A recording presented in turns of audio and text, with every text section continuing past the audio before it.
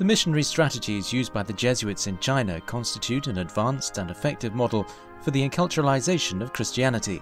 This is what emerged in brief from the conference held last May the 3rd at the Pontifical Gregorian University by Father Klaus Schatz of the Philosophisch-Theologische Hochschule St. Georgen of Frankfurt. The meeting was part of a series of conferences on the theme of Conversion, a Change of God, Experiences and Reflections on Interreligious Dialogue, launched by the Institute of Interdisciplinary Studies of Religion and Culture of the Gregorian University.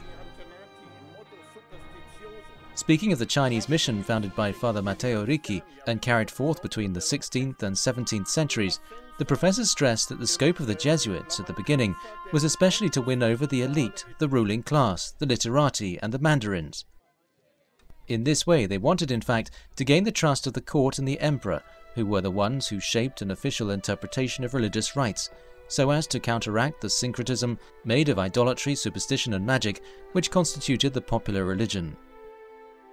This missionary method aimed at earning credit with the upper echelons of political society and in the long-term encounter with the culture, using Confucianism as a lever.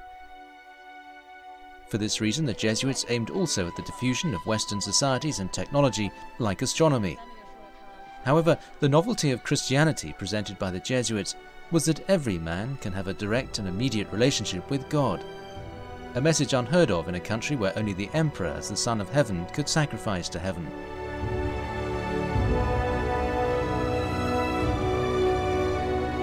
On the other hand, the different attitude of the Dominican and Franciscan friars and the missionaries of the Vatican Congregation for the Propagation of the Faith was one that aimed at the China of the subcultures, of popular movements, of sects, and openly took a distance from politics and affairs of state, rejecting any worldly science as an instrument of apostolate.